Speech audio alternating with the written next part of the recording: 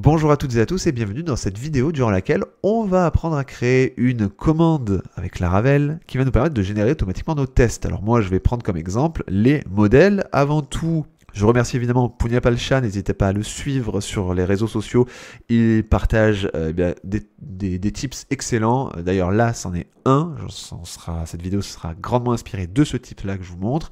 Et dans le futur, je ferai plus de vidéos sur les différents tips, les différents morceaux de code, les code snippets qu'on peut s'échanger des fois sur les réseaux sociaux. N'hésitez pas à suivre un peu toute cette communauté. C'est vraiment incroyable. On est parti, je vais vous montrer un petit peu l'envers du décor. C'est vraiment une application Laravel que je viens de créer. Il y a ici dans Models, j'ai juste créé un modèle en plus, un modèle product et aussi un modèle doctor dans un dossier hospital parce qu'on va voir, en fait cette vidéo c'est surtout un prétexte pour voir comment manipuler de façon récursive les différentes chaînes de caractères, les fichiers, la création de fichiers, tout ça. Vous allez voir, c'est un exercice très intéressant. Je vais vous donner l'exemple ici, dans le dossier modèles, on voit qu'on a un docteur.php qui est dans un dossier hospital, donc il va falloir que ce sous-dossier se retrouve dans notre dossier unit, donc ça fasse unit, hospital, docteur.php. Donc c'est parti. Comment est-ce qu'on fait pour générer automatiquement nos tests? On va tout simplement faire un php artisan make command, qu'on va appeler sobrement generate test, tout simplement.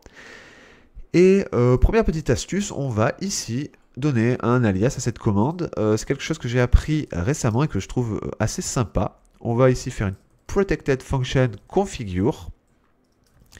Je sais qu'il y a également dans le parent directement command où c'est les parents des parents une méthode qui s'appelle déjà configure, donc pour rien casser je vais la réappeler.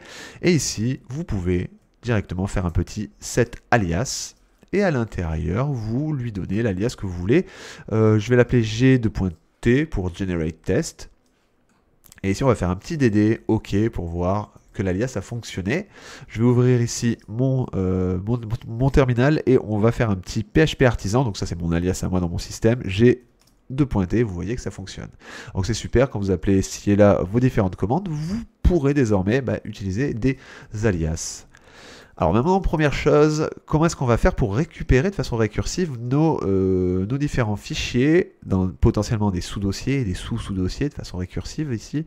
On va pouvoir, je vais toujours faire un petit dd, utiliser le base pass. Déjà le base pass de base, c'est, comme vous le voyez, une fonction qui va vous ramener sur le chemin de votre projet sur la machine. Donc le serveur, votre ordinateur.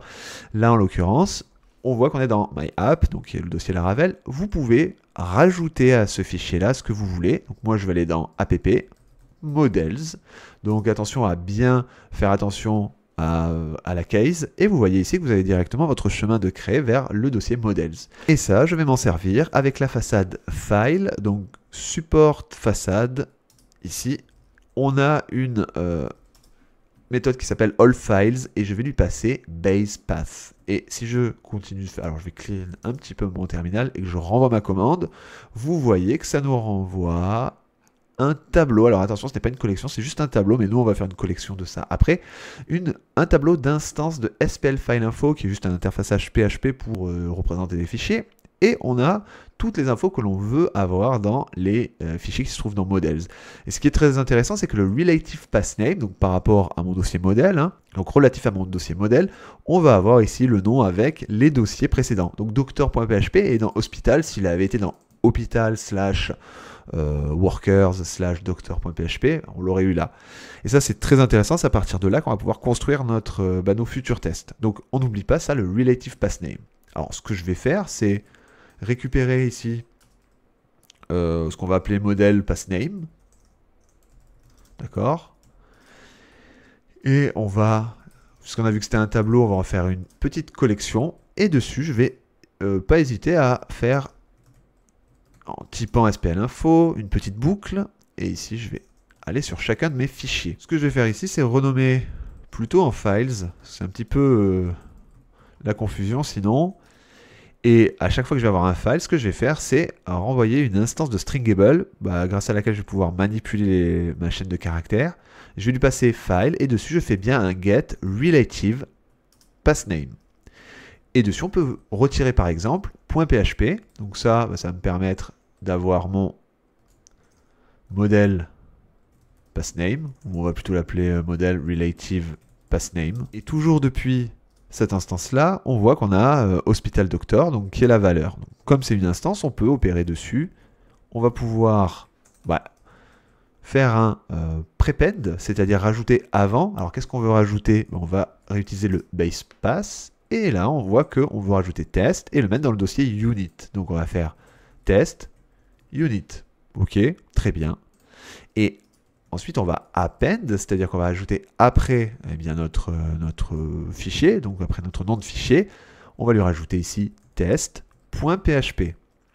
Ça va me permettre d'avoir, par exemple, test, unit, et à l'intérieur, je vais avoir hospital, et dedans, j'aurai doctor test.php. Voilà, on rajoute le .php, on l'avait supprimé juste avant, et évidemment, comme je vous ai dit, ça nous aidera à la manipulation. Ensuite, on va faire un toString, ça va nous permettre de renvoyer définitivement une chaîne de caractères ici. Donc là, je vais juste avoir, on va plutôt l'appeler filename, voilà, ou pass. Voilà, ça c'est notre chemin automatiquement pour chaque itération. Je vais faire un petit dd de pass. Hop, je clean mon terminal, et vous voyez qu'on a reconstruit plutôt notre chemin myapp test unit hospital. Alors j'ai oublié, hop, le petit slash à la fin. Je pensais qu'il rajoutait hospital doctor test.php, donc c'est exactement ce qu'on voulait. À partir de maintenant, comme il y a potentiellement ici des dossiers, des sous-dossiers, de manière récursive, on va vouloir les créer. Et pour ça, on va avoir toujours dans cette super façade file un ensure directory exist. Alors nous, attention, on ne veut pas vérifier ça sur tout le fichier, on veut retirer sur tout le chemin, on veut retirer le nom du fichier. On veut toujours être sur hospital, par exemple. Donc ce qu'on va faire, c'est juste faire un dirname pour avoir juste le nom du directory final. De cette façon. S'il existe, on fait rien. S'il n'existe pas, Laravel le créera. Ensuite, on va tout simplement ici vérifier que si le chemin existe, si le dossier est créé avec son fichier, on return. Sinon, on peut déjà préparer notre content. Alors notre contenu, ça va être assez simple. On va ici, hop, faire un petit node tag PHP, des petites fins de ligne ici. Alors, si vous ne connaissez pas la constante PHP et all, c'est juste end of line, c'est un break line, un \n, comme vous pouvez l'utiliser peut-être plus manuellement. Et ensuite, après ça, moi j'aime bien faire un petit déclare, hop, strict types à 1. On va aller récupérer, copier-coller les deux break lines ici. Et ensuite, on va directement écrire notre test. It ensures that, on va mettre it ensures, et là je vais récupérer juste le nom de mon fichier. Donc on va faire un, ici j'ai déjà retiré le PHP, donc c'est parfait, le point .php. On va faire un base name pour juste avoir le nom du fichier concrètement. Hop, voilà. Et là, on met test exist. On va fermer ici notre test. On va rajouter une petite to do, donc une flèche to do. Et là, c'est base name. Et normalement, on devrait être pas trop mal. Donc ça, c'est ce qu'on va ajouter à notre content. Et finalement, avec la façade file, et on aura fini, on va faire un put. Et le pass, on l'a, et le content, il est ici. Donc maintenant, on n'a plus qu'à lancer notre commande. On peut voir que ça a généré un dossier unit. On a un product test. It ensures product test exist en to do.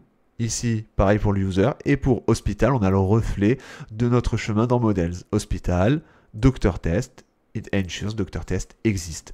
Si je lance ici mes tests, j'ai automatiquement mes tests en to do. Donc voilà, je vous remercie pour votre fidélité et je vous donne rendez-vous dans la prochaine vidéo.